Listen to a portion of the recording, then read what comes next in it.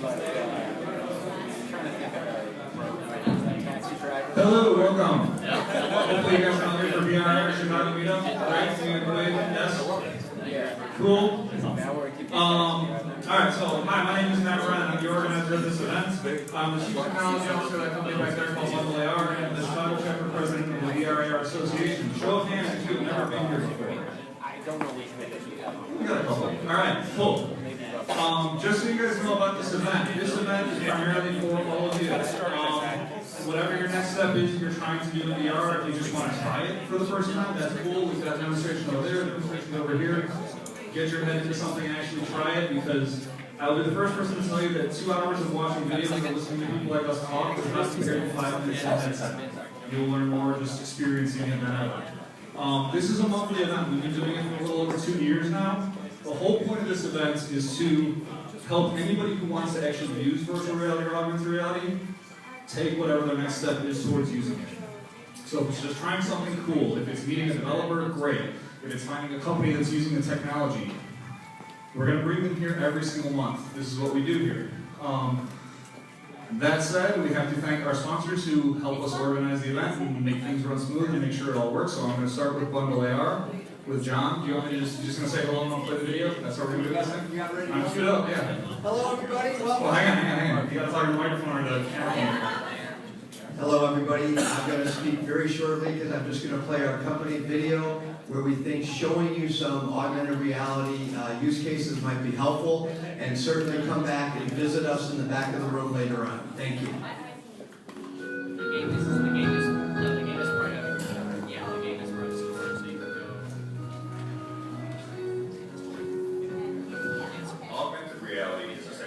That enables you to place digital content in the physical world with a smartphone or tablet. Video, audio, call-to-action digital buttons, and animated 3D objects appear in context of what the camera sees on a user's phone. By using the Bundle AR platform, businesses and institutions can effortlessly integrate immersive AR technology into their communications platforms, helping you reach your customers, employees, and vendors through an easy-to-use augmented reality content management system, API, and mobile application framework. With our published reality mobile application, you can enhance your static print and digital media and turn magazines, catalogs, mail, and menus into personalized experiences for your customers to pique their interest.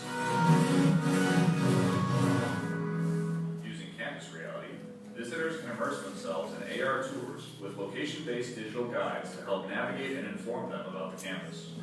Increase attendee engagement and provide valuable interaction data to exhibitors and sponsors at trade shows using Expo Reality, a simple augmented reality version of the passport-style treasure hunt game that's been a staple of the industry for decades. The true power of the Bundle AR platform is our ability to deliver augmented reality applications with your brand while utilizing any of the features available in our content management system and proprietary API. We take the complexity out of the technology, so for your customers, it's as simple as point, click, wow.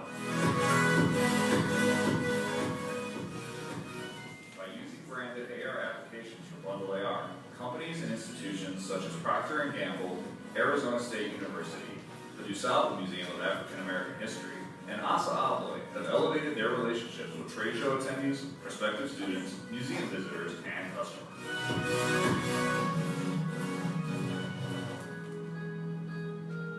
To learn more about how Bundle AR's AR Made Easy solutions can revolutionize how you connect with your audience, please visit us at bundlear.com.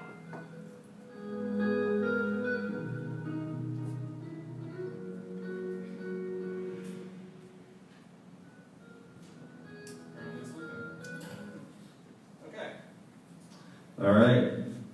That was up. John, where are you? There he is. So John's going to do a quick welcome message from VRARA. We got a couple events going on, if you can remember to bring them up. And then we'll get started. Hi everyone, I'm John, the head of membership here for VRARA in Chicago. If you're in the industry already, you're looking to become someone that works in the industry, VRARA is a tremendous tool. We have about over 25,000 members now, 50 chapters around the world. Resources such as being able to talk to others around the world, find out what they're doing in this tech. We have discounts on educational programs, we have webinars, plenty of ways for you to learn, see what other people are doing in the industry. If you're looking for a job, it's a great resource tool as well. If you're looking to hire someone, that's also something you can do. Some events coming up. We have a print show this week, tomorrow to Saturday. And then we have, what's the other event? Global Summit. Global Summit, November 1st? First and second. 1st and 2nd. And if you have any questions, I'll be over there. We have a discount as well for 30%. Yes. 30% off if you would like to sign up today. So feel free to come ask me anything. Thanks. If you have any questions about Ferrara, just visit John at the table or ask me at the end. We'll make it easier. Okay, so the first, normally what's going to happen now is our panel is going to have about 10 minutes each to actually present what they're doing, their topic. They don't have to use all the time. It's entirely up to them. We have a remote presenter. This worked once pretty well in the past. We seem to be having a little bit of difficulty today, but I'm going to try and make it work. So Carla, let's see if she's there. Carla, you're on. We can see you. I'm going to try and change the audio so that they can hear you, but I'm going to have to mute on my end so you won't be able to hear me. But you can see me, right, or no? I can. How about now? Now I can. Now you can see me. Okay, you can see me. I should turn you around so you can see the audience too.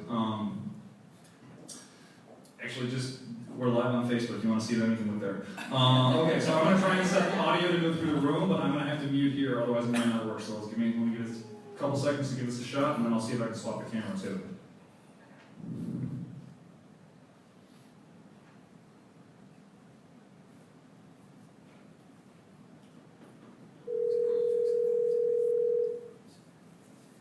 Try talking. He can't hear you. I know. Try talking.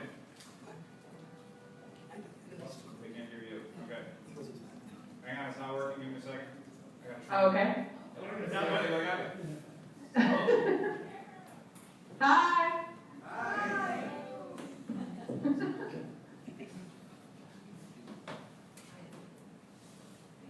Oh, wow.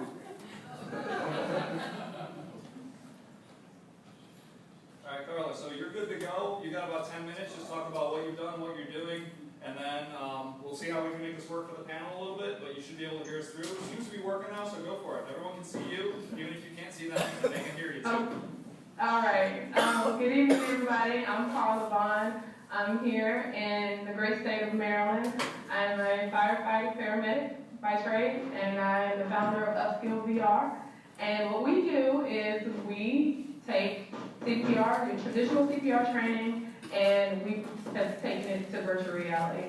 What we found, especially with heart disease being one of the leading causes of sudden cardiac arrest in the U.S., the retention rate for the participants that take a traditional class is boring. We're there for hours and humans don't look like dogs.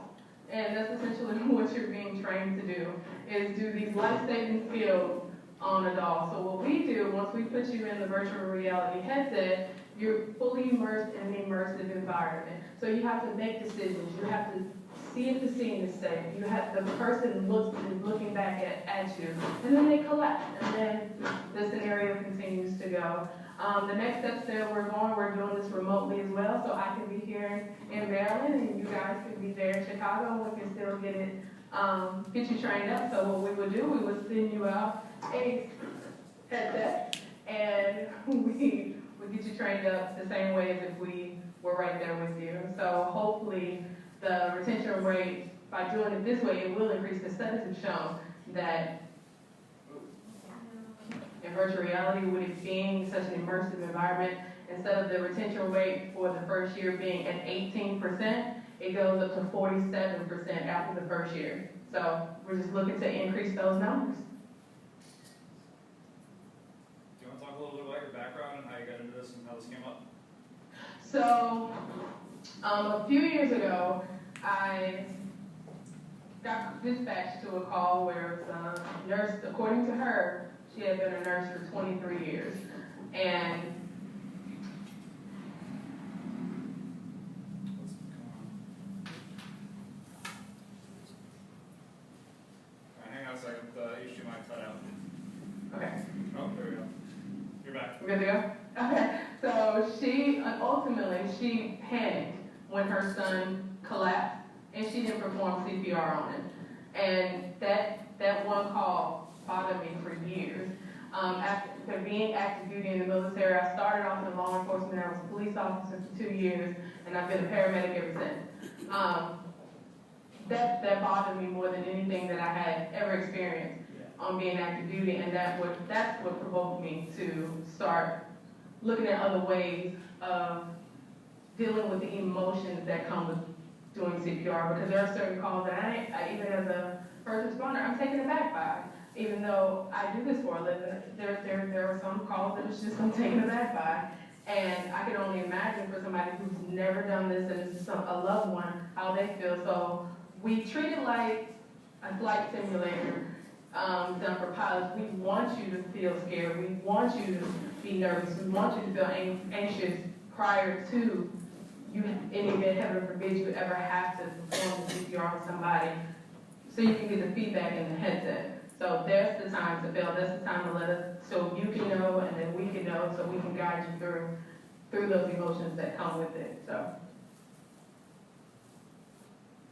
All right, last question for you, because I don't know if you can talk. So you were talking to me before about how you're looking to do training, a different training program now for emergency management in general. Can you talk about that at all or no? Yes. So the next steps for us, because I have several certifications in emergency management, and I'm an instructor, a female instructor as well. So disaster preparedness is sort of like CPR. Hang on a second, hang on, Carla. The video here keeps cutting out for some reason. Now you're Okay. back on now. Good. Yep. So to sit through in any type of emergency management class is PowerPoint. It's not fully immersive, even the tabletop exercises. So what we're doing is going to take those debris management, preparedness, all the five steps that come, 5 sections, I'm sorry, that go with, that come from emergency management. We're going to immerse all of those into VR so that the new emergency managers, when they have to do debris. Hang on. The video keeps cutting out here. It's like you're coming live through here, but it keeps cutting out on the screen. There we go. Okay.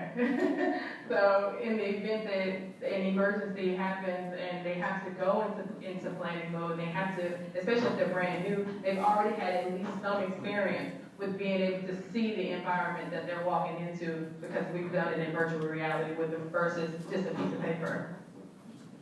All right, cool. So just so you're, Can't hear you. I'm talking to you. Yeah, hang on a second. Okay, so what's gonna happen next? I've got 3 other people here. We're gonna do about 10 minutes apiece.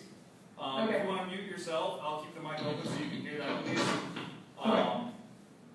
And then other than that, yeah, they're gonna do their talks, and I think they have a couple videos to play, so I'm gonna have to take you off the screen. I'm gonna turn myself off on your camera so you won't be able to see me. Okay. But yeah, you'll be able to hear us, so you should be good. Okay. Okay. All right. Sorry about any AV difficulty. We're, this time of No problem. wasn't working really good a couple months ago. Right? No problem. All right. So take your pick. Who wants to go next? Al? Cool. All right, so you should be able to see now who these guys are. I'll let them introduce themselves. I'm Alan Beauchamp of Terminal 54. We won't be talking too much about the Terminal 54 today, does today. I'll be more talking about what I was doing previously to starting Terminal 54. Quick, I guess, shameless 2-second plug on Terminal 54. We are basically a monitor replacement device using AR. So if you're a consultant and you're working on an airplane or you're in a hotel room and you need a second screen to be more efficient, we provide you that. Additionally, in the future, we're looking to add more data visualization as well. So previously to starting Terminal 54, I was working for a government contractor, Harris Corporation, they're in Florida, and we're mainly focused on all emerging technologies, which included AR, VR, gesture control, and voice recognition. So what we're doing, basically, a lot of people won't know Iron Man. I guess a lot of you heard of Iron Man, basically. We're trying to make the Iron Man helmet.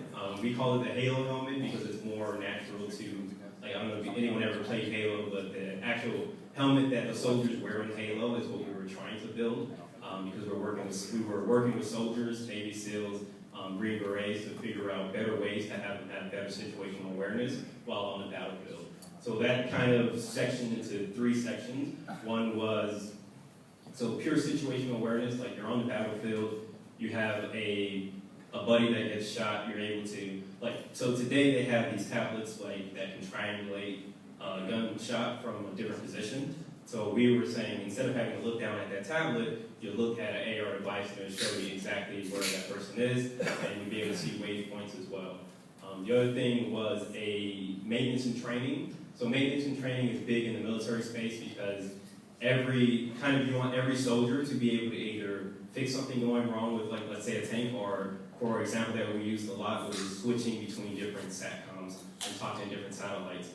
So if you're a soldier and you're like the radio, if you think about our radios in our cars, like to switch that for you switch to a different signal. For a soldier to switch to one of the different satellites, it's like a 16-step process in back of a tank. So what we built was a training and maintenance, which you would be able to put on an AR headset. At the time it was a Epson, and you would be able to get instructions from the actual tank to tell you how to change the signal to the next satellite. So we're basically Harris built an automation system, we're basically giving eyes to the automation system. So the soldier would put on the headset and they would be able to say, okay, how do I change it to XYZ SATCOM? And as well as they would use this in server rooms as well. Harris, we did a lot of maintenance for like the FAA, so actual like servers inside of a server room. If you're in IT, if you're trying to replace, let's say, a hard drive in a server, then we'd be able to put the headset on. We have information coming from the server, so we're able to now give our automation engine eyes. So basically, we know what you're looking at using computer vision, and we can tell when you opened up the server, when you pulled it out. We know you pulled out the server because the power went off, and then we'll be able to also allow you to change the different pieces inside the server. The one thing that we're super excited about that we're building was a holographic mission planning situation. So think of your soldiers, they of course need to plan missions. Won't go too much into details, but you have digital elevation models, so that's models of the earth. So think of, easy way to say it is Google Maps on your table. So basically had Google Maps using something called the CAST-AR. It's actually called TIL-5 now. They switched their names. So we're using the CAST-AR to have a soldier and a group of soldiers plan a mission. So today what they normally do is they have their wives or their kids or their husbands send them like toys or send them like cigarette boxes, and they'll say, all right, that's this building, that's that building. I worked in satellite imagery before at Harris as well. So we're taking those satellite imageries and the digital elevation models and actually sticking them then into a Google Earth type environment. And one thing we then did was kind of veer off into a quick story of how we kind of recognized that gesture control wasn't the way to go. So we were basically monthly testing out with different individuals, okay, you see this globe sitting on a table, how do you interact with it? So we first started with gesture control, and it was just like a nightmare. So it's like, even though it seems intuitive, maybe it seems intuitive to all of you guys, like if you say, all right, rotate the earth, you'd think that just try to grab the earth and rotate it. But that, like, we'd say rotate the earth, and they'd just all like stare at us. And we're like, use your hands, and it's just like, no, I don't know what you're doing. So then we tried to go to an Xbox controller. We're like, all right, everybody knows what an Xbox controller is, and that's actually not true. Most people actually don't know what an Xbox controller is. So we hand them the Xbox controller, and we're like, rotate the earth, and it's just like, if you really think about it, an Xbox controller is just a thing with colors and buttons on it. So of course for us, it seems like, to me, I'm like, hey, it's an Xbox controller. And it was kind of the same experiment. We had a UX team kind of do these experiments, and they would come in and they would kind of say like, I don't know what you want me to do. So it's like, you have this headset on, you have this digital elevation model, you see these soldiers through it, it's like, all right, rotate, just simply like rotate it around. And then mistakenly, so we also tried voice control. That was just a no-starter from the beginning because context is really hard with voice control. It's like, I can say, turn around, and someone may say go backwards or something like that. And especially then when you go to like different dialects in different countries, it becomes a massively just confusing problem. So it's easy for a computer to recognize your voice. It's hard for it to understand the actual context. So by mistake, what we actually ended up doing is we we were playing around with multiplayer AR. So we were using a service tablet to kind of control the environment from our end, and then we would have 4 or 5 AR devices where you'd be able to see the same scene. And by mistake, we had left the tablet on the table, and I kid you not, someone just walked in, put the headset on, and instantly, what's on the tablet is on the table, so it instantly knew how to just interact with it. So it was pretty interesting, discovery that although we are looking towards emerging technologies, sometimes it's throwing away what's there is not the answer, right? So for the foreseeable future of that project, we basically had, you would do your interactions on a tablet, and then the AR environment would basically update. So for example, we're like, hey, place a soldier somewhere. They easily would be able to say, take the soldier, place them there. Switch yourself into VR, AR mode. So we had different, you can switch to AR, you can switch to VR mode. For example, if you're like, hey, I'm gonna put this soldier up here, and you're a sniper, you're like, hey, can you see the building over there, right? Or switch to VR mode to see if you can see around the building. So that was the mission planning scenario we did for the government. Which a lot of this was more of an internal, just research and playing around with it, and also building out these demos. The last thing that we did was for air traffic control tower situation. So if you think about it, you're an air traffic control tower, and the #1 problem when landing, and this is more prevalent in Chicago, I guess. In Florida, it was kind of we heard this happens, but now that I live in Chicago, now it's this actually happens. When it's cloudy, you have to go land somewhere else. The main reason you have to land somewhere else, minus the fact of the wind and everything, is the air traffic control tower has to be able to see the plane before they can land it. At least that's what we were told. So it makes more sense now that I live here that's actually true. We've been delayed a couple times, but my brother was coming here. He had to go land in Indiana for a while before flying back. So what we were doing was, since we also worked with the FAA, we had air traffic control tower data. We also had an airport luckily right next to us in Melbourne. We were basically piping in the air traffic control data information, and you can look with the headset outside into the world, and it would show you kind of a reticle on every headset that was every aircraft that was coming in. And then you can also look at your table and you can see each of the aircrafts coming in. The cool thing about that was, you can see over, when you were looking over the Washington area, you can see the paths that they have you diverge since you can't actually fly over DC. So a lot of that was just early stage AR and VR that we were basically working with. Ultimately, how to close kind of how Terminal 54 got started was I was at home trying to get some trades done, and I did not have my multi-screen set up, and it kind of clicked to me then, why can I use technology I've been using for 5 years, different headsets, different VR, AR, all these different headsets, why can't I use that just to have simple screen replacement? I'm always in Starbucks, trying to get work done. I'm always here at 1871. I don't have a dedicated desk. So it's why couldn't I have that extra screen space using AR and VR? So, that's all I got.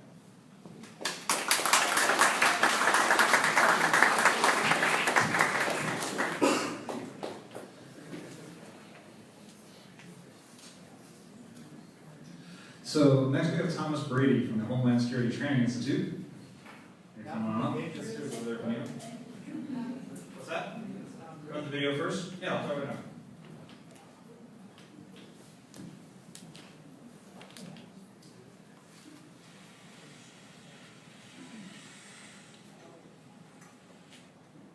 But first, what can school districts do to prevent a mass shooting like the one that occurred 2 weeks ago in Parkland, Florida? While the gun debate rages on, schools are having to come up with ways to make sure students are safe. Many local law enforcement agencies are turning to virtual reality training to simulate what happened in Parkland, Sandy Hook, and other school districts, and to try and make sure that a worst-case scenario doesn't happen again. Paris Shutt reports. Where are they? Please! Tom Brady, head of the Homeland Security Training Institute at College of DuPage, is pursuing multiple active shooters at a school. Police officer! His colleague Matt Gorecki can select from a number of different scenarios based upon Brady's actions. In this instance, Brady successfully negotiates with a shooter to drop his weapon. Local and federal law enforcement agencies are increasingly turning to simulated exercises like this as a training tool. When officers walk out of here, they're sweating, they're breathing hard. I mean, the adrenaline is flowing. I mean, you feel it. You feel it not only mentally, but you feel it physically. From scanning. Brady and Gorecki asked me to try the simulation to get a feel for what officers go through in an active shooter drill. One of the fascinating things is making that split-second decision on who's a threat and who's not. So how do you do that? It's very difficult in a situation like this because it's a,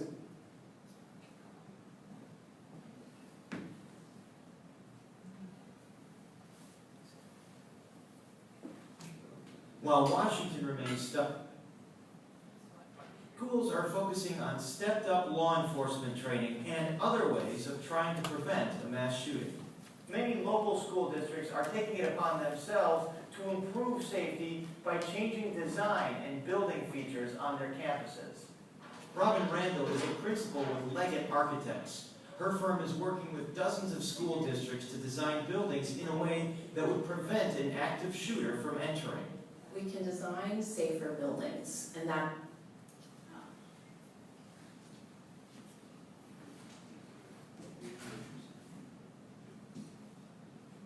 and locking off all others. She says all schools should also be built with secured vestibules with 2 sets of doors to better control who enters. if you are an intruder and you're upset or you have a weapon, that can be sealed off and security can be called and actions can be taken. Randall says that security cameras and shatterproof glass are other necessary safety components. For college campuses or schools with multiple buildings, she says it's important to limit shrubbery or any area where someone can hide. But it does present a design conundrum. It's really a balance because you don't want to feel like you're walking around in a prison, but you do want to have safety. Security expert Paul Tim says many schools with older buildings are not as equipped to keep kids safe. He thinks Congress should fund some upgrades. It would be good if we had some kind of grant assistance to help schools, but the idea is this: since there's no codes for these things, we have to really get together and come up with some best practices and decide where would be the best places to put that funding. John Butts is a superintendent in West Suburban Medina. He says he's working with Leggett Architects to upgrade his school buildings. We're always looking at our existing buildings. We've added film to the windows that are bullet resistant and break-in resistant. Not proof, but resistant to slow somebody down if they're trying to get in. We have a buzzer system that goes directly to the police department. But design upgrades can't do the job alone. Everyone interviewed in this story agrees that communication is key, with text message alert systems and a constant flow of information to parents, that none of them ever have to deal with the aftermath of a situation like the one in this simulation. For Chicago Tonight, this is Paris Schutz. The Homeland Security Training Institute is located on the campus of the College of DuPage and was funded by DuPage County. Law enforcement agencies pay a fee to use the simulation. well, thank you, and good evening, everyone. How's everyone doing? Good. Awesome. Well, I'm glad you're able to come tonight. And a little bit about me. I'm Tom Brady, the non-quarterback Tom Brady.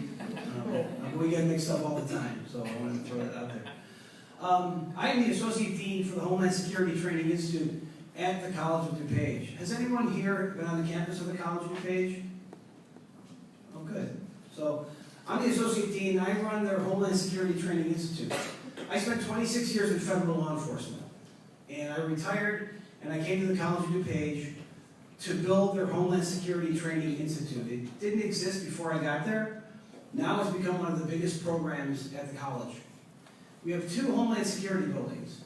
We have the Staff Sergeant Robert Miller Homeland Security Education Center, which is 66,000 square feet of tactical training, classroom education. It's a monster. And then we have the Homeland Security Training Center, which the simulator that you saw is located in that building, and I'm going to talk about that in a minute. We have programs for students that are going to be seeking degrees in criminal justice, fire science. We have a lot of continuing education courses, which is training police officers, firefighters, emergency managers, EMTs, people that are actually on the job right now. So we do a lot of training for them as well.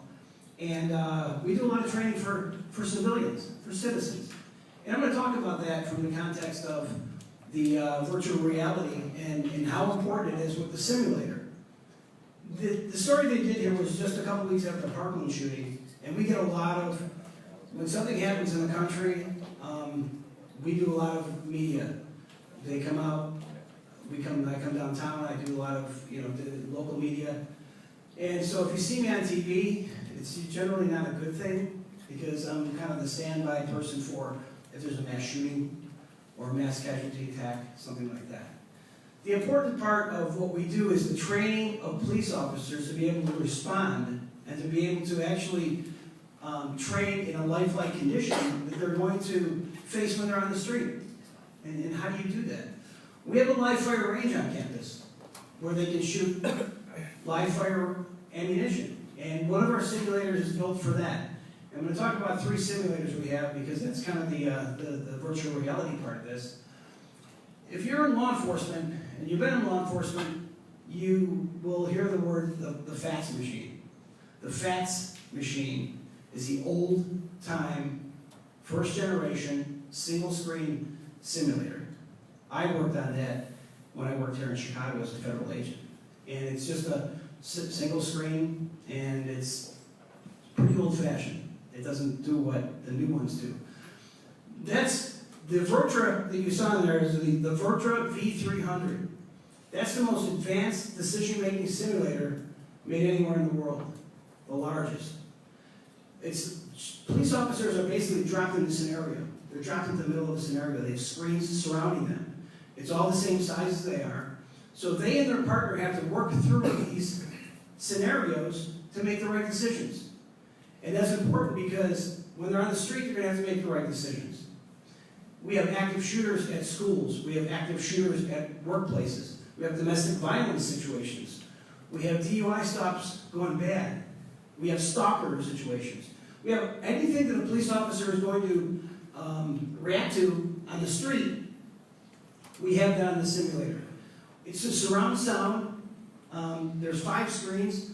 They're all about 7 feet tall, and they immerse the officer or officers that are in there. What's important about that is that now the officers can communicate with each other. So if they're going through an active shooter situation, and it's a real-life situation, they're going to communicate. With the FATS simulator, the single screen, you don't get that capability to interact with your partner and talk. You can, but you don't know where the threats are coming. So your partner's got your back, you got your partner's back.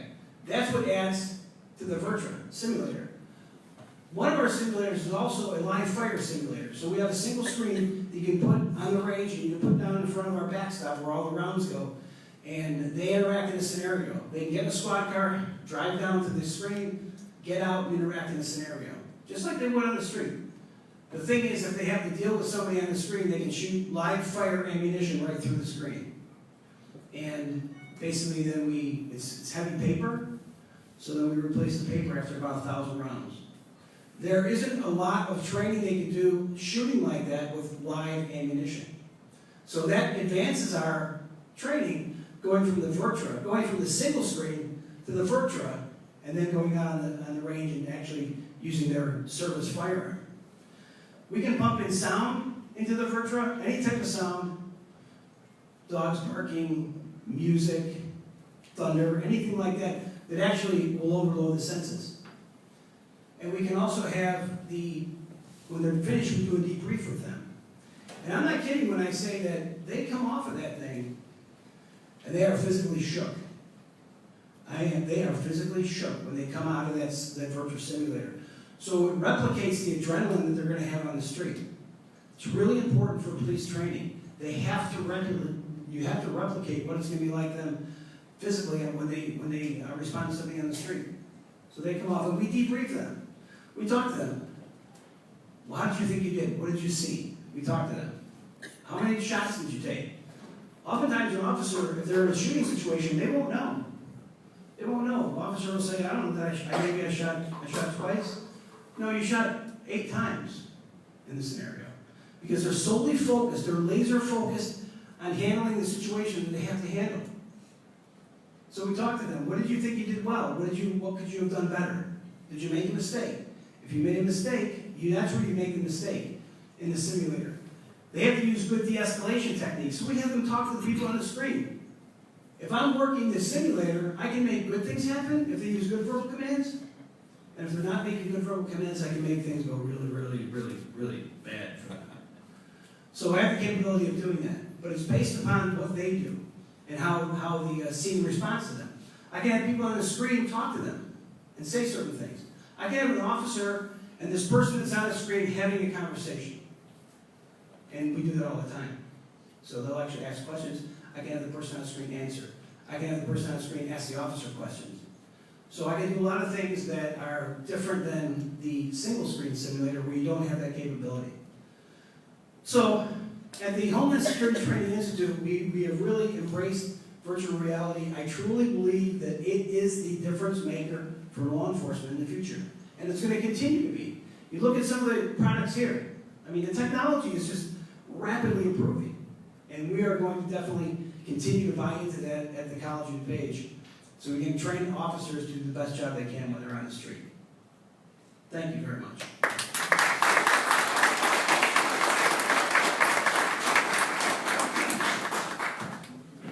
Okay, so we had a little bit of a last minute switch. I know a lot of you might have seen on the website that we had a guy named Sean who was supposed to be coming up from UL, who was an actual, he's an ex-fire battalion chief, I believe, he's retired. He actually had to go home because of an emergency. So, in his place, we have Ibrahim from UL, who has all of his talking points and knows everything he was going to say, and he's going to be able to answer the questions. Thank you. So, yes, I'm Ibrahim. I'm the younger, prettier version of Sean. And I'm following Tom Brady, another real patriot here. So I think we have, a winning situation. Yeah, thank you. So let me just give a quick debrief of UL for those who don't know. We're a 125-year-old company. We're pretty much synonymous with electrical energy. Anything that's electrical or a building material, we tested it normally for fire and electric shock, that it doesn't electrocute you, does not cause a fire. Many first responders and firefighters themselves know us very well because firefighters and electrical inspectors and fire marshals will check during the process of an inspection of a building or inspection of a home. Hey, are your breakers UL rated? Is your gypsum material, has that got fire rating on it? And the reason is it's trying to help in the scenario where a fire would break out. We also do a lot of training and educational series on fire, and we're using a lot of VRAR nowadays. So one of the things that Sean was going to come here and talk to you about is how we're using the VR technology.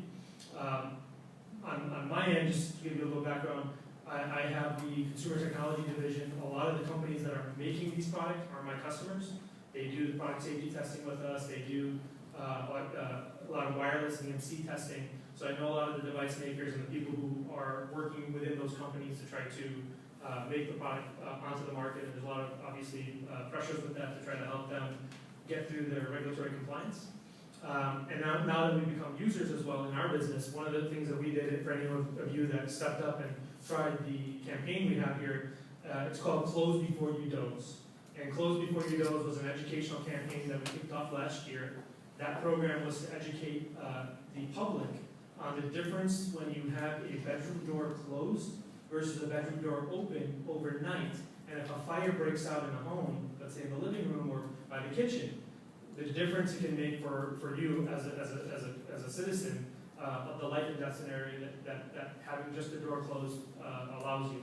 So having the door closed prevents smoke from entering the room, prevents a lot of fire to enter the room in comparison to a room that has the door open. So if you get a chance, check that out. It is what Tom said, like when you get into these experiences and you're having a fire experience, you're going to see it like the flame just floating in your eyes.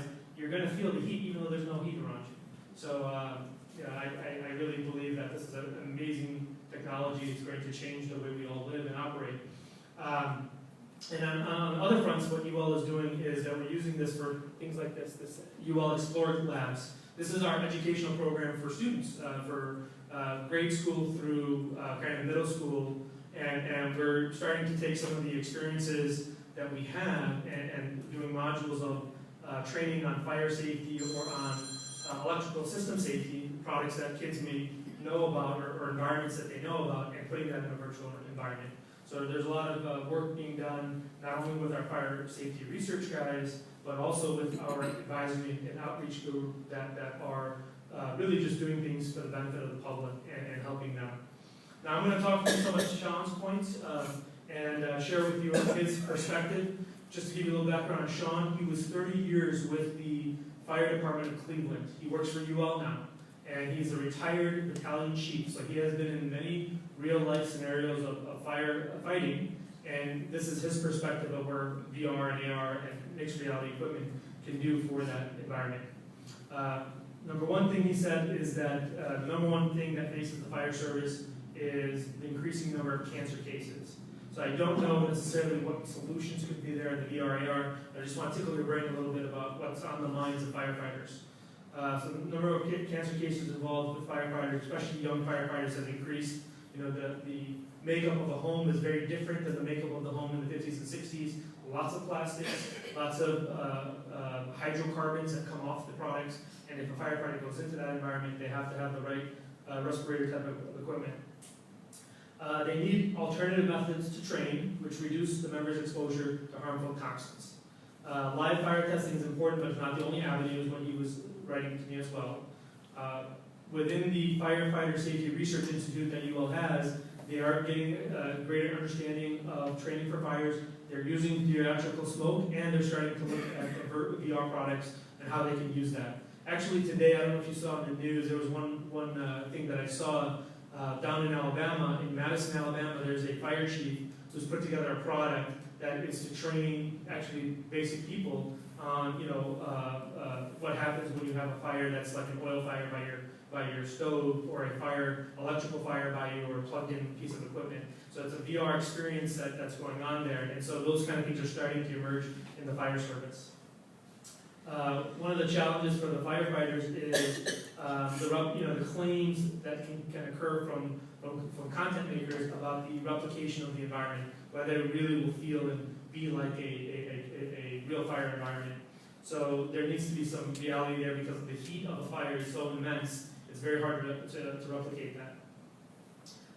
He does believe that VR in lessons learned is very important, and that we need to understand the deficiencies, but also address these, and again, bring those valuable lessons of VR into training.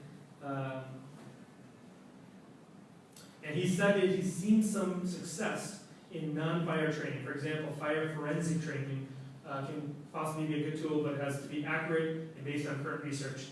We do a lot of research with the Department of Justice, so a lot of what I know where Sean's coming from is that, if you're going to go down the path of using other types of tools, the tools have to have a strong base in some science and research.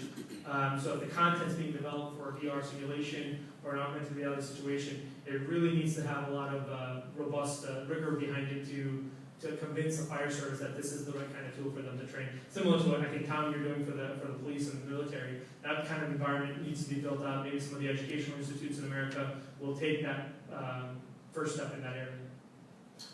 So that's all I had, so thank you.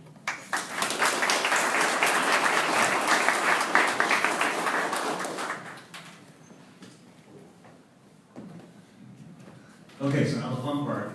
We get to all of your questions, so you get to ask them. So we have our person from the military, we have an EMS, police, fire. We try to cover pretty much as much of emergency response as we could.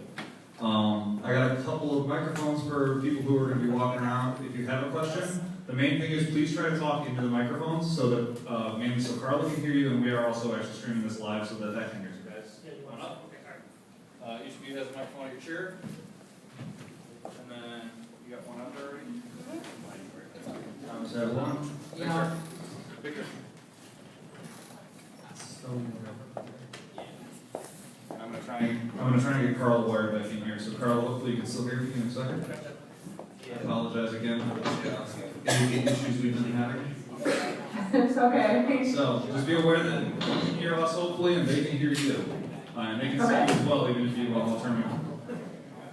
Let's see if I can turn the camera around so you can see them, or at least you can see the panel maybe. Let's try that.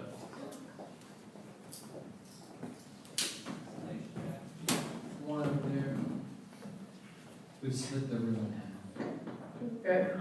That's really sort of hard to do. Yeah, no, you're fine. Okay, so first question. Hi, this one's for Tom. Quick question about, so are you guys making the decisions of next things that are gonna happen when your guys are making their decisions? Like, because it sounded like there's somebody that is making those decisions, so it's not the product and stuff, am I correct? Yes, so what we do is we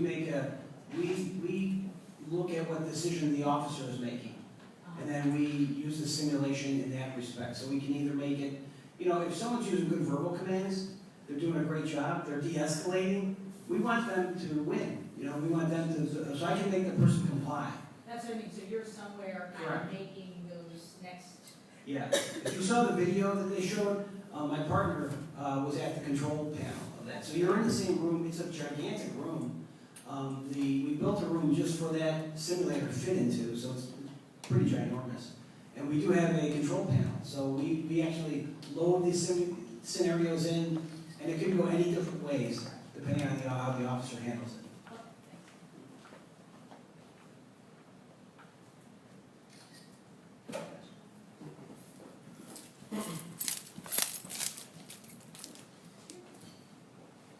Thanks, everyone. Just a quick question, I think, for Tom and for him in this case. I'm thinking about sort of the experience for the person that's in action. So in the case of the officer, is there a possibility that they may get shot, and how do they feel that? It may be the case of the fire, there are wearables and things that may make you feel like the temperature's changing.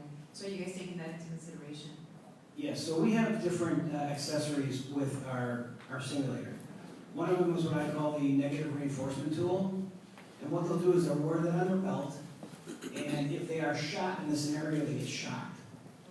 Now, we have two of them. I don't recommend wearing one on each side at the same time. It's a little too much.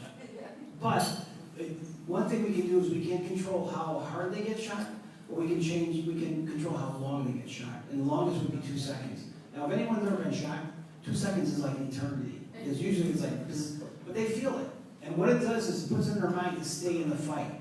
So even though you've been shot, stay in the fight. So I've seen some people give up. They're like, oh man, this sucks.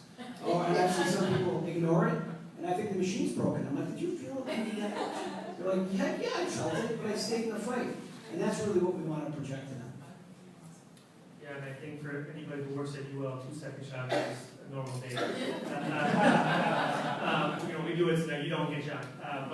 For what I'm seeing, so where I sit in the org, because I'm dealing with a lot of the manufacturers, there are products coming out to be more wearable based and complementary to your augmented, virtual, or mixed reality experience.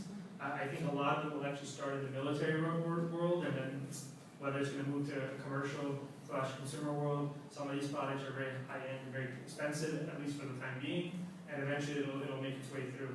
I think if you think of like that movie Ready Player One, if you've ever seen that, honestly, something like that could really be something that a normal consumer would wear. I mean, they already use those kind of tools in movie films and things like that, so those kind of suits where there's sensors and things in them to do different things, then helps them translate the story on the screen. And similarly for the VR experiences, that's going to be, I think, a thing that you'll see in the future.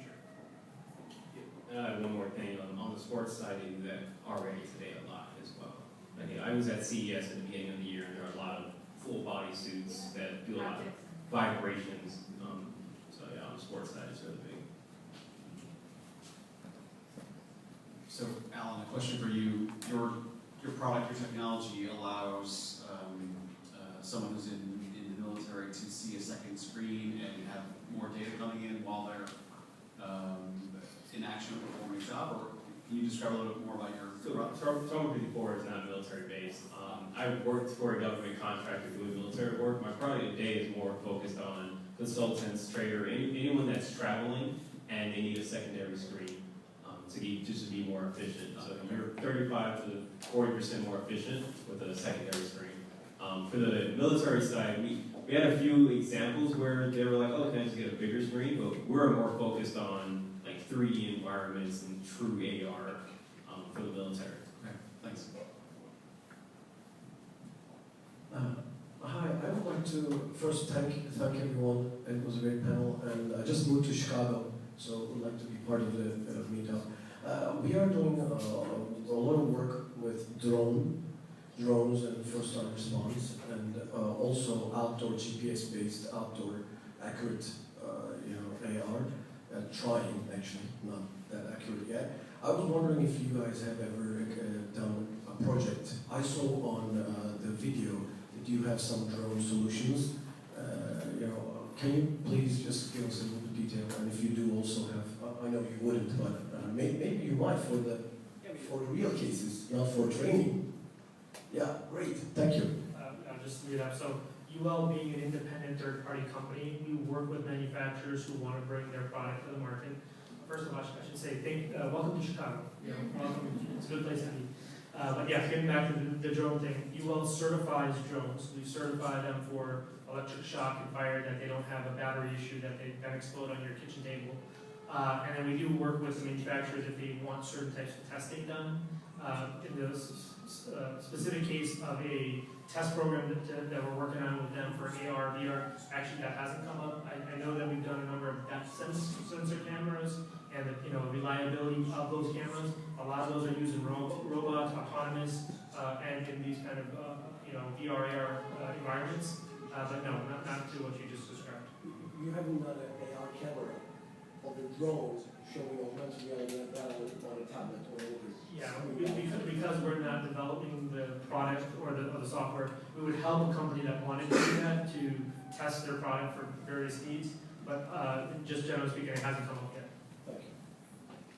So on our end, we were doing AR with drones, but since we were doing all of our technologies, we were more focused on voice recognition and context using drones. So the idea was more around a companion for a police officer, or if you're a soldier on the battlefield, where it would stick on the tank and it would be listening to the radio as well as trying to figure out, not police officers, I don't know any of the signals or signs, but we had massive 4 books of different areas on the codes. So you would program the code into the system while it's listening to the code, and the drone would automatically kind of figure out where to go, right? So if there is a fire, let's say, going on somewhere, and the police are trying to get their drone to pop out of their car. So we did a lot of research around voice recognition and drones. The biggest thing was just context. It's really hard with voice control to just figure out context. It's getting better now. It's a lot better than when we were doing it, but that's kind of what we were doing on the drone side. As well as trying to figure out how to charge drones in the air. That didn't go that far. Again, welcome to Chicago. I grew up in the city, so I know it well and love it. So at College Week Page, we have a drone program, and we actually teach a lot of different groups. First of all, to get their Part 107 license and to go through that course. But we also have mission courses for police officers. So we're one of the only colleges in the state of Illinois that has a state-certified program for law enforcement officers. And what they do on the missions is they actually have, most departments now have a pilot or more than one, because if they go out to respond to something, the person has that with them. But we do scenario-based training based on what they're going to be doing as a police officer with that drone. So we've done, we have a wooded area on campus. We do missing person, missing children using the drone. A police officer would use that. We've set up a sniper on top of one of our roofs with one of our fake guns and use a drone to be able to get the pictures of that. So what we do is we try to set up different missions. We do a class with about 5 or 6 missions where they're actually doing something that they're going to be doing on the job after they get their operator's license to be able to do that. Any AR there when you're using drone? No, we're not using a lot of AR at this point. I think we'll be adding that in because we have someone now on our staff who's has a background in that. So we're kind of building. We just started the program last year, and I think so far we've been pretty successful with it. Perfect. And so to answer your question on the only thing I've seen is actually AR coming from a drone so far is I've seen the Epson classes.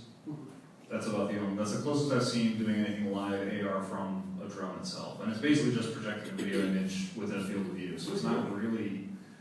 You know, it's not like you're scanning from the drone and getting a 3D map and putting that. It's nothing like that. It's literally just putting a video image, but that's about the only thing I've seen so far that's at least on the market, and that's the Epson glasses. Yep. Hello, everybody. Panel. Sorry, I missed the first two speakers. Tom, I came in on your speech. And my question to you, but everybody can pick it up. And I know with your agency, you do an immersive training for police officers, people in the field. My question is that basically, I know you do immersive training of these officers and so forth. And I was wondering how many times do you do that? Is it one-time training? They come in every so often, or is it regular? Because I guess my question is basically, I know you do training, immersive training of them, get the responses, and then I was wondering, do you change scenario while they within the simulator to see the response of that? But if you think it may be recommended that they go through it as a constant training procedure, something like a danger room to prepare them for the situation more than a one time. Yeah, so it depends on the department. We have some departments that come out and use it a lot more. And we do change up the scenarios. So what we'll do is if a police department's coming out to train with us on the virtual simulator, we'll get with their training officer first and say, okay, what scenarios do you want? And every department's a little bit different. You know, one may be more de-escalation, one may be active shooter response. So we might have a library of, if they come in for a half a day, 10 or 12 scenarios, and we'll play them. And we keep officers coming in pairs, and they work on a different scenario. So we kind of keep it that way. But we have a lot of departments that will come in and use it for a day, for half a day, for a few hours. And so we're always constantly giving them the opportunity to train with the equipment.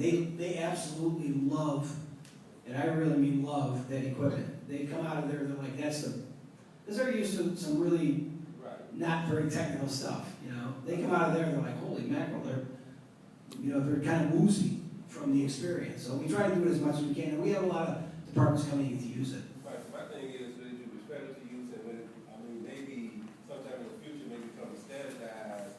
Or, procedure for them to come in, maybe I don't know what time frame to constantly come back and update to do that. Yeah, I think that we're continuing to build that program, and I think that's the thing. So when they come in, maybe we'll work on a different aspect of a response. You know, one time we might start out with just verbalizing, talking, getting used to talking to a screen. You know, I have no problem talking to a screen. It doesn't talk back to me very much, but I'm used to that. But sometimes police are really good at that, but when we have civilian groups that come in and use that, and we do, that's a thing that they're not used to at all. So they're very, very quiet. When I'm like, come on, just yell at that person. What are you doing? Come on, you gotta talk to them. Tell them what you want them to do. So, but police are really good at that. But we start off that, and then we kind of move into eventually the live fire simulator. Carla, can you hear? I want to see if they can hear you too. Okay, you're good. I can hear you. No, just you brought it up, and I was going to ask you because you're doing CPR training. With CPR, you have to keep recertifying, right? Say, I didn't hear you, I'm sorry. CPR training, like you take it once you get certified, and then I don't know how long the certification lasts, a couple of years, and then you have to recertify. So it's for 2 years. Okay. But the way we do our training, we do refresher courses. It depends on the organization, it depends on the company. We can do it monthly, we can do it quarterly. In between, we don't recertify you except for every 2 years, because that's when it's needed. But just for muscle memory and the refresher training, we definitely do it more than once every 2 years. Okay. Sorry, just I didn't think about it with CPR. Charlotte? This is for Carla. Can she hear me? Yes, she can. So Carla, just in terms of the extreme weather incidents we've been having lately, hurricanes, flood situations and like, is that being built into the VR training, extreme weather situations? Yes, right now we have a hurricane simulator, mass casualty simulator, and a flooding simulator. So we're constantly developing new scenarios based on the information that we're getting from the field as well as from FEMA.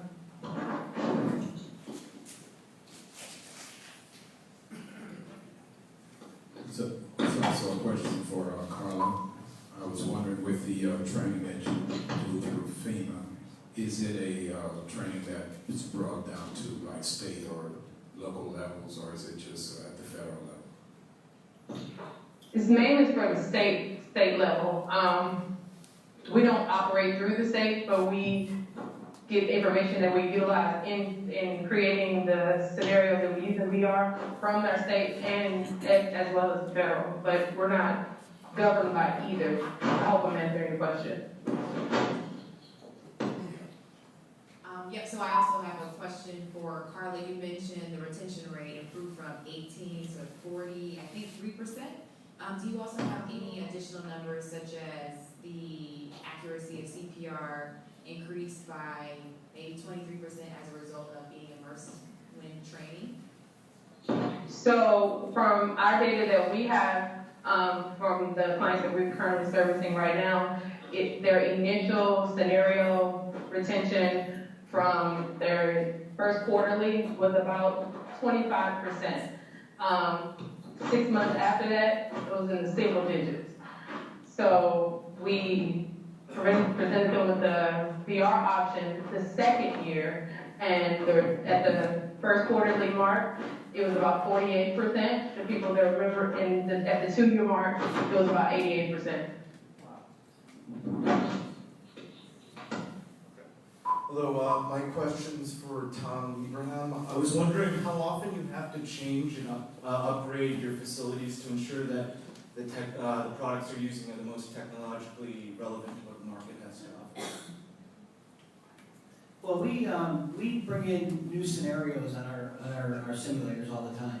So every year we're adding more scenarios, because what happens is these scenario companies, they will create a video based upon the latest thing that could happen, a school shooting or something along those lines. So we actually buy some of those every year. So we're always integrating new stuff. And the one thing that we're doing right now that we're focused on, and I have one of my employees out in Colorado right now and training to do this. He's an IT person. We want to develop our own scenarios locally. So I think it would be beneficial to, if we go to a scenario and when we film it ourselves, say the Naperville Riverwalk, or something off the Chicago River, we film that. Now CPD would want to use something like that if it's because it's in their jurisdiction. So I want to come up with jurisdictions here, because most of them are pretty generic, but police officers are going to get much better when they're responding to something in their own town. They'll be familiar with the surroundings. They're going to respond better. So that's really what we're trying to do, to add more things into our scenarios. At UL, we're a multi-billion-dollar testing, inspection, certification company. We don't manufacture product. All the money goes into either employees and retention or facilities. So those are the two real big expenses. And just in my division alone, we have 12 capital expenditure projects for facilities around the world. And they're, every quarter we're completing or announcing another one that got completed. And it's really about putting facilities together that meets the needs of our customers. So, through discussions, through dialogues with these manufacturers, they're telling us what they're trying to do. We're trying to assess the potential for that type of market, or the long-term retention of that kind of service, and then we develop it based on that.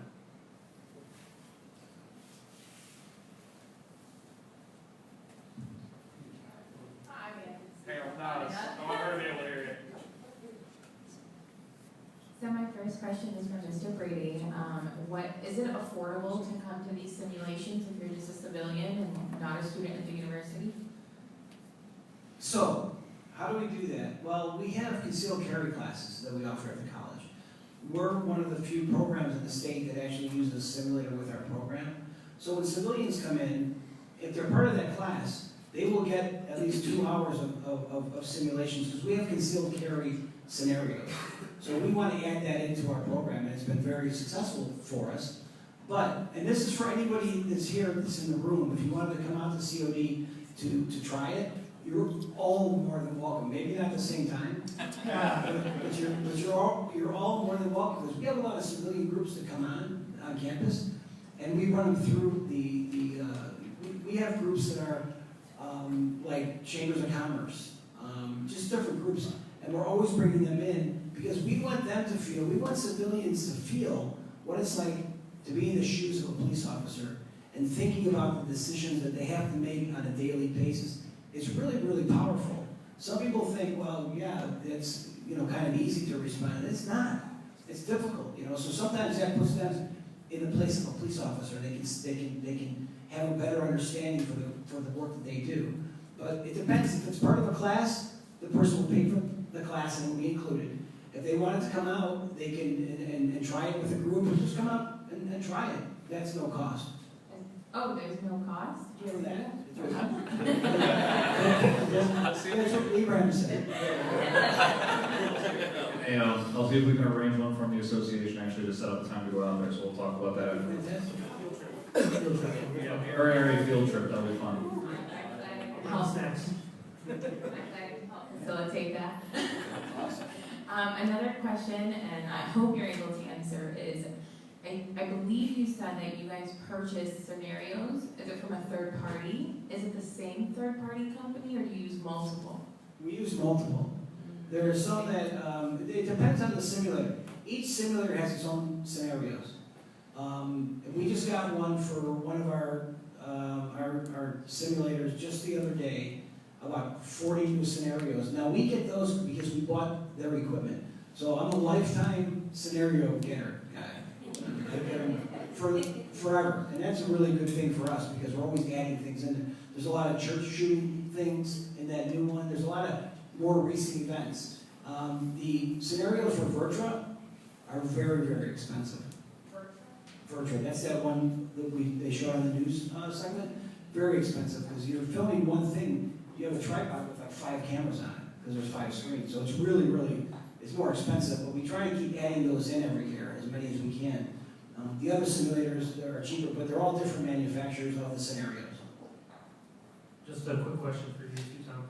Have you thought about kind of scaling it down to making it a more portable experience where you can do it through a typical VR headset and give that kind of experience, or at least some version of it with maybe not as much full simulation, but has a good amount of it? I think that is going to be a gold mine for police officers in terms of training in the future.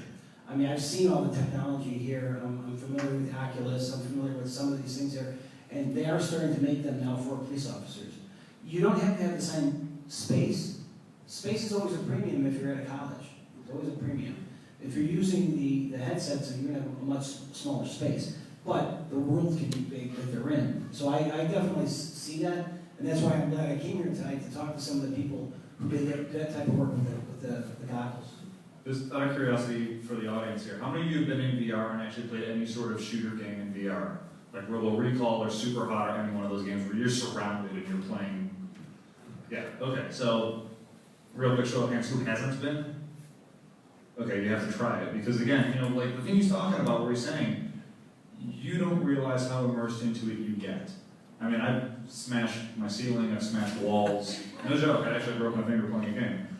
Because you're playing a game, but you're surrounded and it feels physical. It feels like it's there. It's definitely worth trying if you haven't done it yet.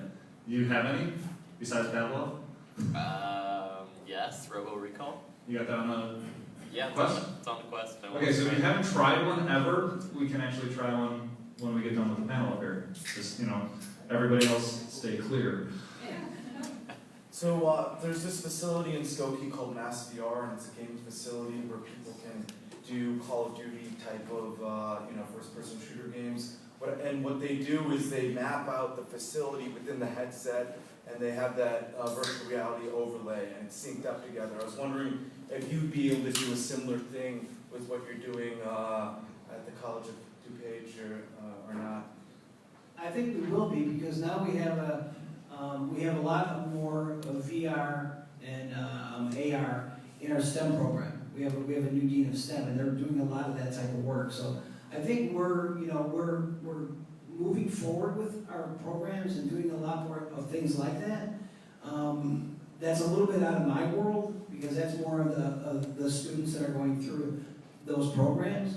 But I can see a big opportunity for us.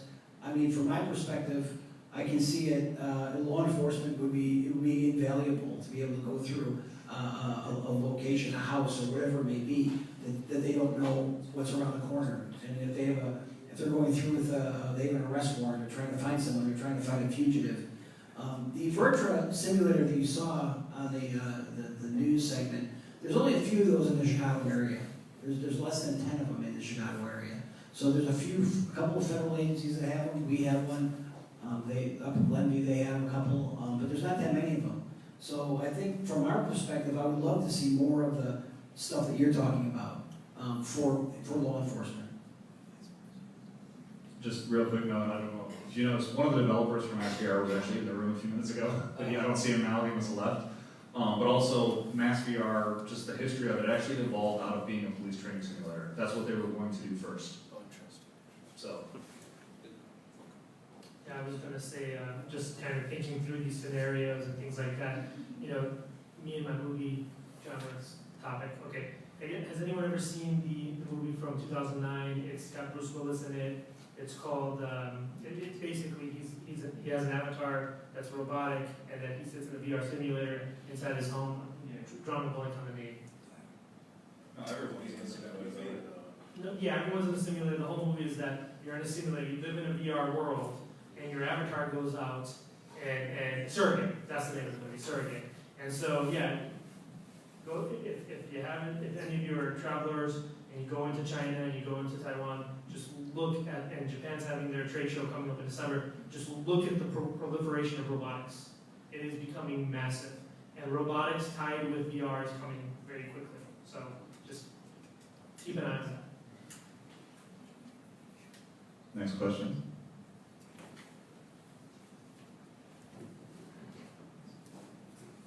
Hi. One question I had is with some of these training scenarios, surely they can cause trauma or trigger trainees. I was wondering if part of your programs is teaching your trainees how to deal with that, both in the VR experience and in real life, and whether any of these scenarios can actually also serve as a kind of therapeutic thing for people who've been through these things. Well, I think that what we do is we one of the things we're sure about, because I bring student classes into the simulator, criminal justice classes, people that are training to become police officers. But what I tell them before they go in, I talk to the class, I say, you do not have to go in there. You don't have to go in there. Some people don't like firearms, you know. And the worst thing you can do is bring someone into that simulator who does not like firearms and put them on a simulator. It's the worst thing you can do. So I'm very careful about that, to talk to them first. If you want to experience it, that's great.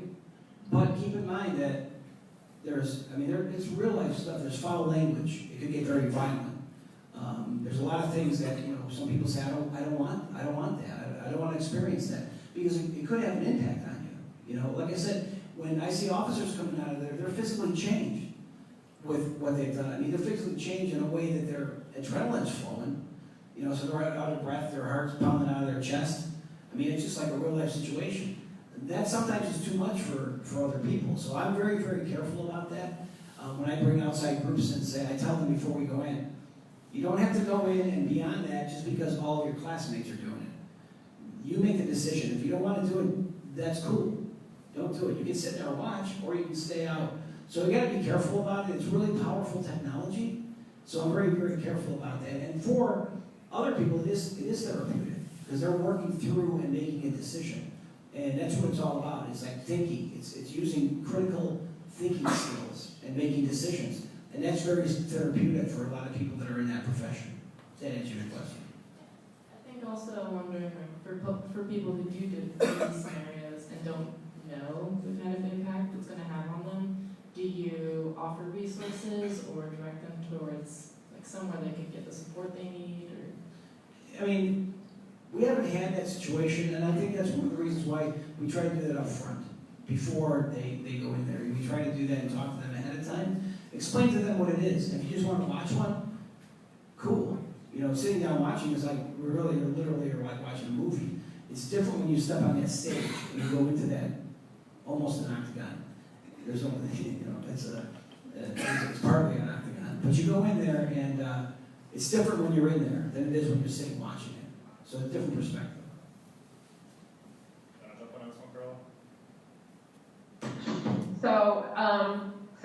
piggyback off of what he was saying, it can be both, it's a learning experience, but it's also going to be therapeutic, because in doing the training in the VR, we're putting you, just like he was explaining, the robo recall and the super high, you're completely immersed. So your environment turns into a street corner, turns into a park, or turns into this planning simulator, and you have to perform the skills that were being taught. So initially you may be nervous, and like you said, some people stand back and watch for the first time before they hit the stage, as you said. But once you're in it and your confidence starts to build, it can be very, very therapeutic.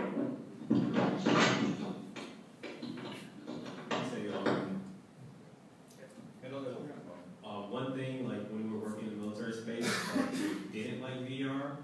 It's kind of on the opposite side of a lot of this, is that we're talking to a Green Beret, and we're showing them the mission planning scenario, and we're kind of asking, oh, what if this was in VR? And the one thing he says, if I can't see the eyes of the person that's telling me where to go, like, and while I'm planning this mission, he's like, I don't want it. So sometimes in like it's the reverse, right? Like they want that emotion from the other individuals that are in the room versus like the avatar type situation.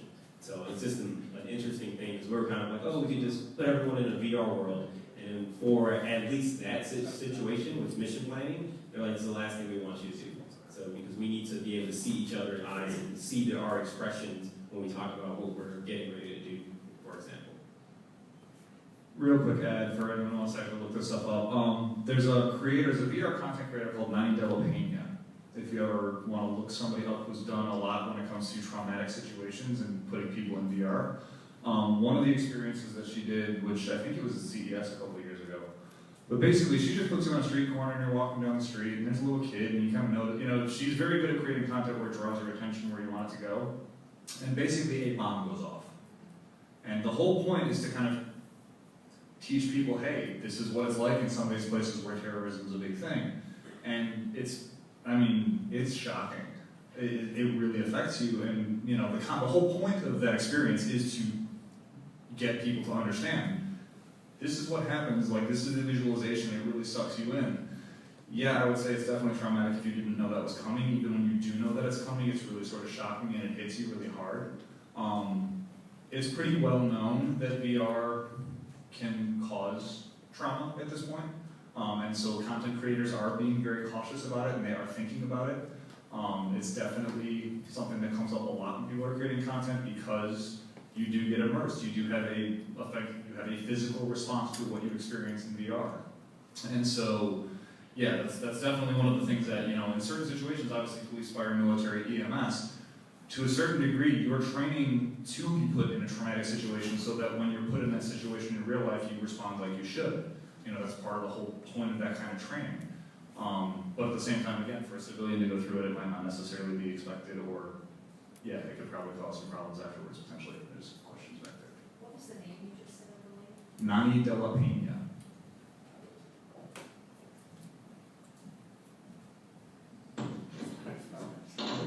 I wish I could tell. Yeah. She's easy to find. You can also search like Godmother of VR, I think is what, you know, one of her monikers. But she's pretty easy to find. It's very hard to find her experiences, though. I think you kind of have to go do them in person where she allows them to be done. My question is, I think, Matt. Yeah. I think VR and AR. Hang on 1 second. Sorry, go ahead, Carlos. To kind of piggyback off of what you were just saying, even though for fire, EMS, police, military, we're all trained, we're using the VR scenarios to train for real life, whereas the civilian, it may not be expected, but I kind of caveat with the fact that it kind of is, because if it's your mom, it's your dad, it's your son, or somebody, and you need to help them, or if they're shot, or if a bomb goes off, or your house is on fire, or something to that effect, you need to be able to own those emotions and know those, or how you're going to respond, so you know how to respond any event it ever has to happen, because it does. Yeah. Sorry, go ahead, Matt. A lot of this AR and VR, most of it, if I'm not mistaken, is very software driven, right? For the most part. I mean, seems like software is always way ahead of the hardware in terms of performance and what you really need to have out there to make VR and AR work well or as expected, or even for that matter be cost effective, right? So what are the current roadblocks that you see before VR and AR can really become widespread, adopted by the consumer and in general, the workplace, right? So I think the breakout year was last year. The PSV VR system blew all kinds of charts in terms of what it sold. And this year is Oculus Rift. And the projections, if you look at any of those market reports, I mean, it's double-digit CAGR growth on the equipment. And the equipment has gotten to the point where if you look at any of the major makers, all the computer companies that were making your laptops, tablets, and cell phones, the only investments that they're pretty much doing is wearables. Whether it be the VR, AR headset system or some version of that, or some other kind of wearable that meant to work with that, that's where they're spending their investment dollars. Even there was a news report about a month and a half ago from Samsung CEO that he doesn't expect that Samsung will make cell phones in 5 years. So the entire march is on from all the high-tech companies that, you know, it's going to be wearable, it's going to be a version of virtual, augmented, or mixed. And kind of what's the difference between mixed and augmented? Mixed is like when you have the headset, you still can see through it, and then there's things that are augmented overlaid, and augmented is like if you're taking your 2D device and just kind of looking around. So that's a little bit of the difference. And different companies are preachers of certain types of tech over others. So. Who are the leaders in that space? In which space? In the hardware space. I just mentioned Sony and Oculus had the 2018, 2019. And then if you look at the ones coming, the mixed realities are like Microsoft and Magic Leap. For the augmented, even Apple is still very predominant with their iPhones. And then there's all kinds of other companies, HTC, Lenovo, you name it. They have products that are coming out from all the laptop makers. I was going to say, the one thing you'll see, so this technology, I make this comparison a lot, and I'm sure a lot of people have probably heard it if you've been here before. This technology right now, AR, VR, is very much where the web was in the early to mid-90s. So, I don't know if you guys, whoever's old enough to remember the browser wars and people trying to determine what's going to happen with like JavaScript or JScript or things like that. This technology is evolving. Who's going to win? Ultimately, I think everybody. When it comes down to it, you're going to see that every manufacturer has some version of AR, VR, headsets, hardware, equipment. It's going to be kind of like phones, basically. How many phone manufacturers are there? There's tons. Now, they predominantly fall into two major operating systems with a couple of outliers as well, but at the end of the day, almost all the manufacturers are going to make this up. The trick is going to be, okay, well, where does the content come from? How does the content get delivered? What content is available? How is it available? That's going to be the questions that evolve over time. And, in terms of having, like, AR glasses that are, honestly, you've got one of the really good examples over there of a relatively lightweight set of glasses that are actually pretty well featured. But I don't know if they can necessarily pick up the space around them. They're doing more projection as opposed to mapping. So there's a lot of questions that are going to be answered over time. That's like, okay, if I'm wearing glasses here, do these glasses have to have sensors on it that are understanding the world around me and being able to process information like that? How all that is going to evolve is going to change. There's 5 other technologies that are coming up right now that are going to affect that. You've got edge computing, you've got AI, you've got 5G. Wireless 6, all of these types of technologies are going to make it possible for me to take the processing for an image off the device and have that somewhere on an edge computer that I'm not even directly connected to. That tech's all going to evolve over the next 5 years. So at the end of the day, who's going to win that race? Nobody knows. Like, we can say who's kind of doing it now, Magic Leap, Microsoft, HTC, Oculus. These are all ones that you can find pretty easily. Frankly, I think a lot of the technology is definitely worth buying today, especially at the price points. $500 for effectively a wireless Oculus Quest that doesn't even need a computer to run it and pretty much performs almost as well as a wired Oculus Rift does. That's pretty cool considering it came out 2 years after the Oculus Rift was launched.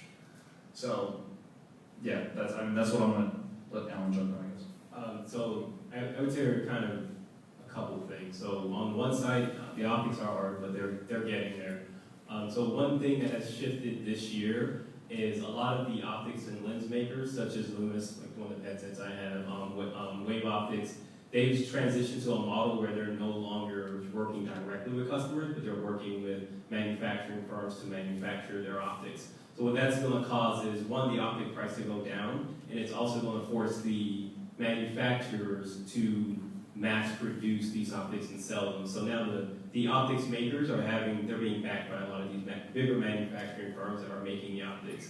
The second thing that happened this year was Qualcomm released one of their reference designs for AR. So Qualcomm has, they made the AR chip that uses USB 3. So what that allows is for you to have a single cable. So if you think about headphones from before they were wireless headphones, they were all wired, right, going down to a device. So Qualcomm has released their reference design around an AR device that is attached to an actual phone. So using USB 3 allows for data and video to be transferred in one cable. So that also allows just a single cable as well. As Matt talked about as well, the 3G, the 5Gs, the 5G and edge computing as well, so you can move the computing off the headset. The other thing, if you look at a company called Tilt 5, it was originally the Cast AR, but they're trying to do AR just for tabletop video games. So their whole slogan is it's not AR anywhere, it's AR somewhere, which is on your tabletop. So that's, I think, when we will see the mass kind of move shift is when we start seeing more of the content and more of the use cases. Shameless plug for Terminal 54, just using your AR device with your computer and you have your secondary screen. I think when we kind of back away probably from super exciting AR to just super useful AR is when it will start to accelerate. The last thing as well is a lot of rumors that Apple may be going the same way of the rumors that Qualcomm did what they did because Apple is going that same way, where it'll be a headset connected to your phone, but no one knows what Apple is doing. So I would say those are the things that will lead to like a super emergence of AR. You're going to see a lot more headsets come out because you don't have to think about making a headset anymore. You can just go get Qualcomm's reference design, and then you're starting from like 50 versus starting from 0. So if you were an entrepreneur, would you say that the biggest opportunity here is really developing the content and the services that'll be generated as a result of the AR and VR, or something else? I think ultimately, the applications are going to be the best. Going from where we're going, hopefully we'll start to build like a different operating system for AR. Because I do feel like there's an AR first operating system will happen. I do not believe it's Android.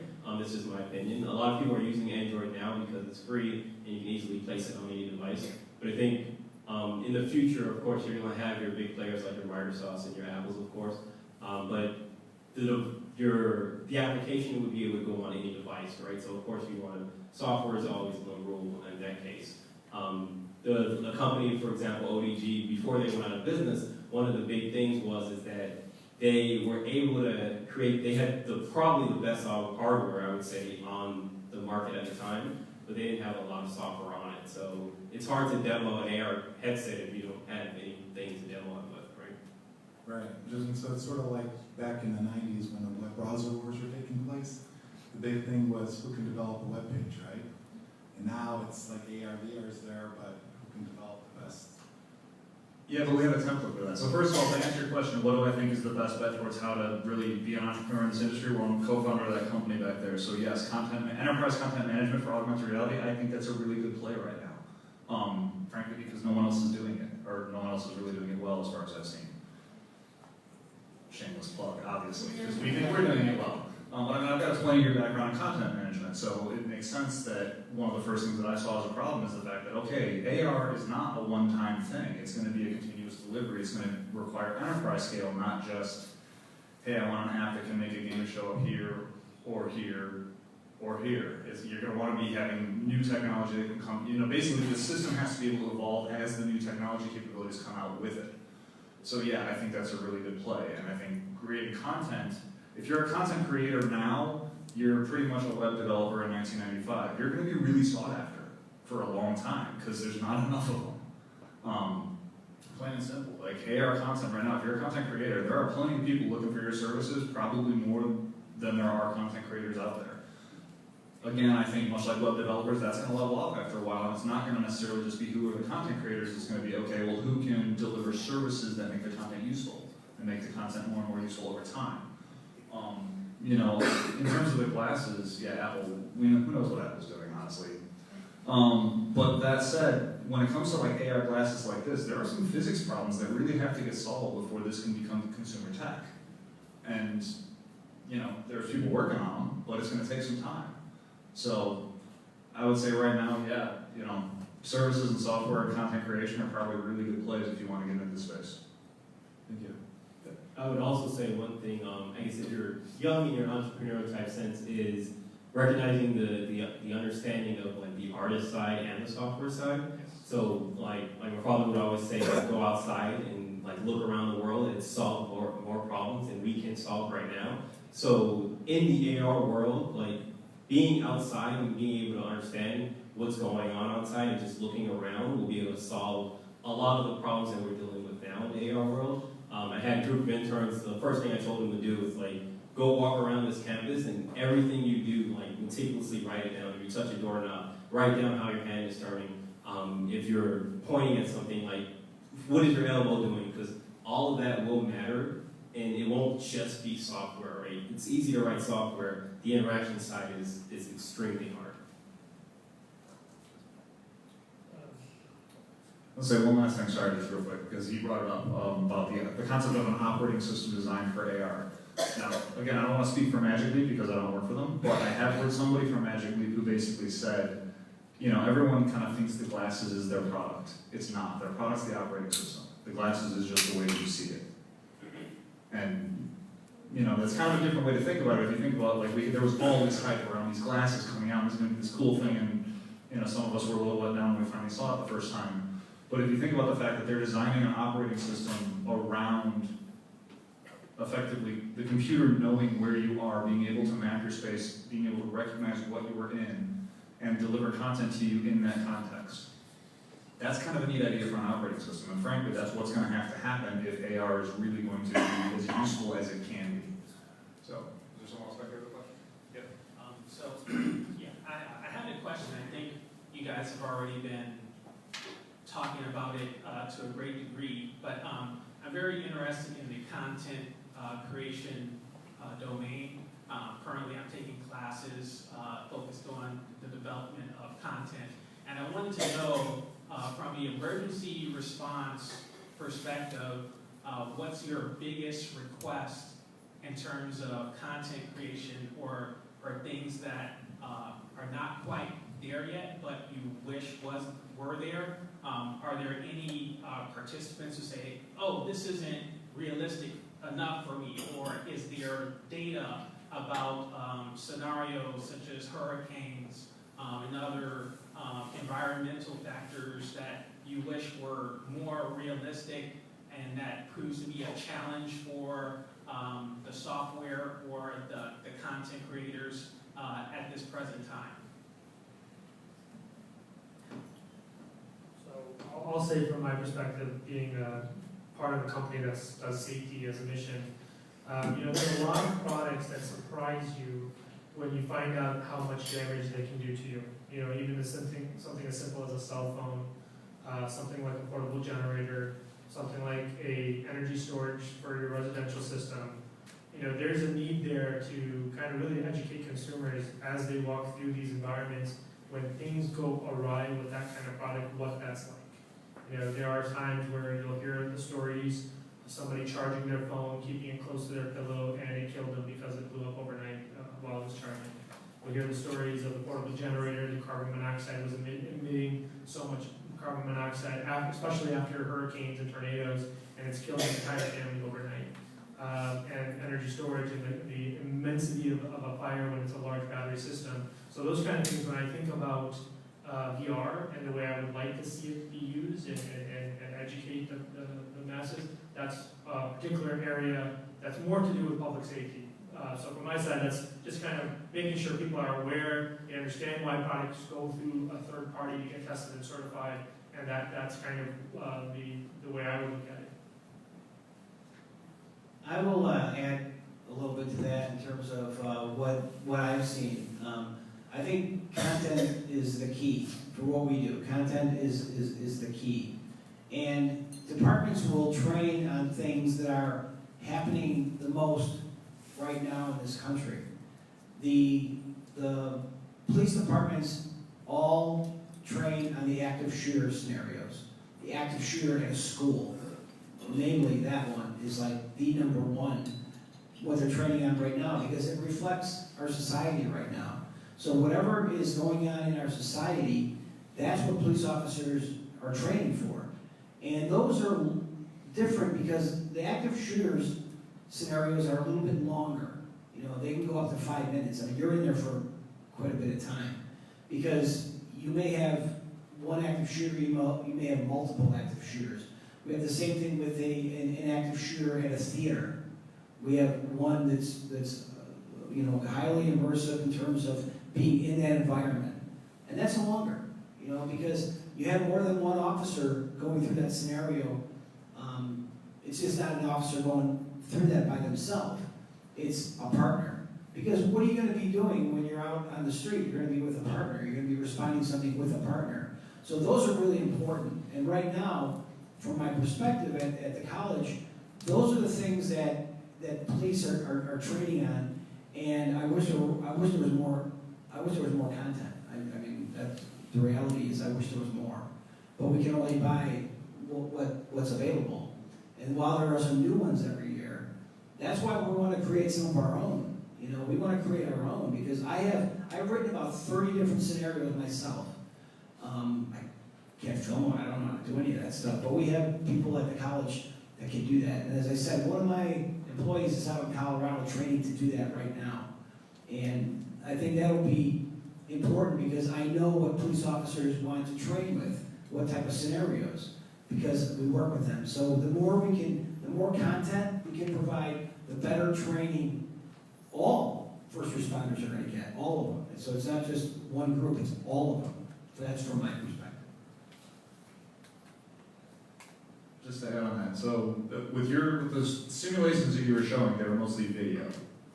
Can you do like a Unity 3D environment or an Unreal 3D environment where it's basically simulated? So it's buildings, they're not exactly photorealistic, but they're somewhat realistic, but it's all created and manufactured in 3D, and then placed, you know, kind of like a VR game, like Robo Recall or something like that. That's, trust me, the immersion is there, you're feeling it, your heart gets pumping, but at the same time, it's not video necessarily, and possibly if you have, you know, on the content creation side, you know, we can create a city block real fast, a lot faster than somebody could actually do it, you know, physically. So, do you think you're going to start seeing that more and more in the actual training simulations? Yes, and what we'll be able to do with that, we don't have that right now.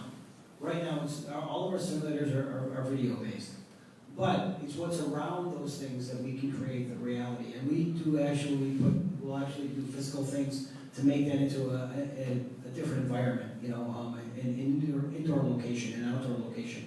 Our range is so big. We have the largest indoor range in the Midwest on our campus, which is unusual for a college, but because of what we do, we can use that space. So the things that you mentioned, that in terms of buildings and going around corners and things like that, that's what I see in the future to have on our range. Because then they can actually go out, they can you know, do their maneuvering, they can stack up if they're doing a search warrant or an arrest warrant. They can do a lot of the tactical things that they need to do, and I think that's coming, and it'll be real beneficial for us. I've got a quick question. You brought up a great kind of user experience topic in VR and AR, where you're actually needing to go around. You kind of are thinking of making a decision to put physical objects in the environment. And then Alan, before you mentioned the kind of almost comedic example of people not knowing how to rotate an Earth when you ask them to.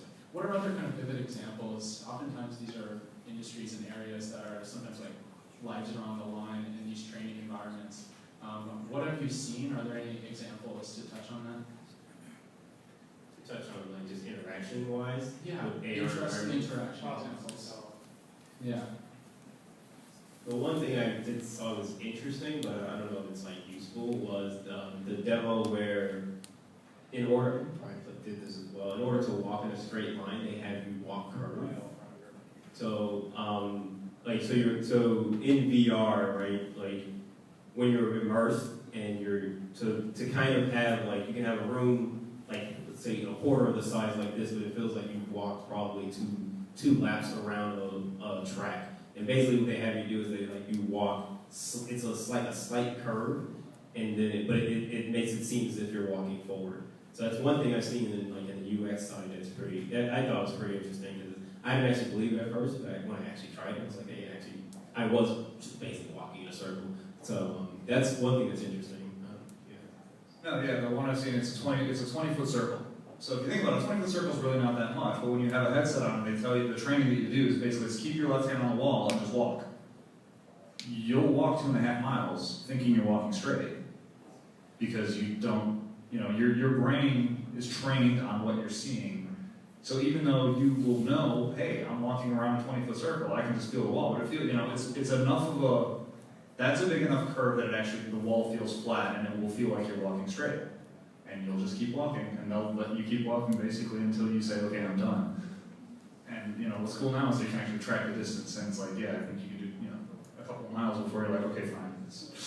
I'm not going to feel like it's curving. I got it. For some of the entrepreneurs in here, you can start to notice there are a number of VR lounges opening up. I think there's a couple in the city called Krypton. I live in Oak Brook. There's one opening up in Oak Brook Shopping Mall. I'm already on the mailing list, waiting for that to open.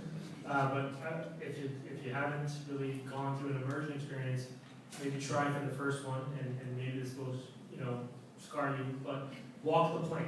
Okay, walk the plank is this one where you just get an elevator, you hit the button, and it makes you feel like you're going all the way up the elevator, and then you walk the plank and go off the plank. And I had a group in the UK. We have an office. UL has an office there. And I had a bunch of my colleagues who have never done that before, and yeah, it's quite amazing how that headset has now made it so immersive. So I think the concern isn't that the content won't make it immersive, it's what you said. It's how you interact with it, and is it something that you're believing as part of the experience? Like, you want somebody to, when you're in a VR experience, be able to stay in there and feel like they're in that experience and not really leave it until they're ready to leave. And then with the AR and mixed reality, it's more about situational awareness, and you have to be able to see this real world and experience it in a different way. And I think the mixed reality is going to be kind of the more predominant one that you're going to see in the field, because the idea is you're still going to be able to walk around this world. But imagine now I'm seeing little robots or bunnies jumping around you guys. I mean, it doesn't really affect the fact that I can see everybody in the room, but I'm seeing a little bit of entertainment as it goes along. And I look that way, and then there's my whole spreadsheet for my business. And I look that way, that's the Netflix show that's on. So that's exactly the kind of thing that they're trying to do with those type of headsets. Another thing is the Tilt 5. Like, if you look into that company, they're doing something I think is pretty interesting. Where, like I said, it's all about tabletop Dungeons and Dragons and different types of video games. But they're using something called retroreflective, which it's AR, but what it is, it's bouncing off of this surface that bounces all the light straight back to you. Their original system, the Cast AR, was like, I think it was something pretty amazing because you had like Star Wars chess going on the table, and you can kind of actually look around it. And that, I think the tabletop video game experience it's kind of porting something we do in the real world, like straight into the virtual world where you're still around with your friends and being able to play like chess. And so I think I like that concept. It's something like Nintendo-ish, I guess, in a sense. So it's one thing I definitely like. The elevator thing, don't do that demo. It's actually not. It's to me, when the first time I did it, it was horrible. People immediately threw off the headset. Yeah, and me and Mike also the only ones that said, "What are you gonna do it?" You feel it on your knees when you land. It's a weird feeling. Yeah, it's not a good time. Who here's done just the Oculus Dream Deck experience where you're up in the tower? It's like the intro Oculus experience. I did that at a trade show at one point, basically. We're in a conference center in a basement. And you see, that experience starts and you watch people freak out. It's like, okay, this is just a screen on your face. You're not 50 feet up. It doesn't matter. And the other one was with the dinosaur where we actually had to physically restrain somebody who tried to turn and run from it. And it's like, no, you're wired to a computer right here. You can't actually run. But I mean, these are the reactions people actually have to this stuff. I mean, come on, seriously, yes, because there's a dinosaur in the room chasing you. But you see it, and your brain really quick just tricks you. Do we have any other questions? If not, I mean, honestly, we don't have more questions. We got some pop and some water back there, and we have a lot of demos. And honestly, if you haven't been in this stuff, try it. Because that's what makes it great. Is there any other questions, real quick? Last chance. All right. Thank you to the panel.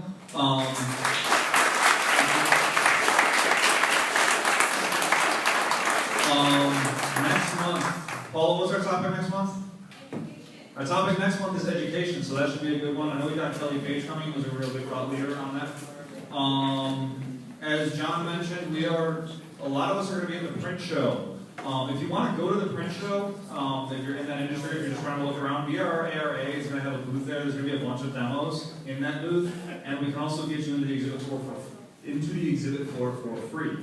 So that's the website's on vrara.com, I think, is where you get the link to the website, and there's just a link where you can register to go into the print show and get on the exhibit floor for free. And I know beyond just the VRARA booth, there's going to be some other stuff there as well. Aside from that, if you're interested in joining the VRARA Association, talk to Charlie over there. I don't know if John's still around. I think he's still here. But, and I'll try and stuff over there too. We will give you discounts if you want to join. It's definitely worth it if you're in the space. Other than that, hope to see you next month. Thank you very much for coming. Please try these demos because that's why they're here, so you guys can actually try stuff. And if you want to have any questions for the panel members, myself, anyone else, we'll be around here until at least another 45 minutes. Carla, thank you. I'm going to let you hang up at this point.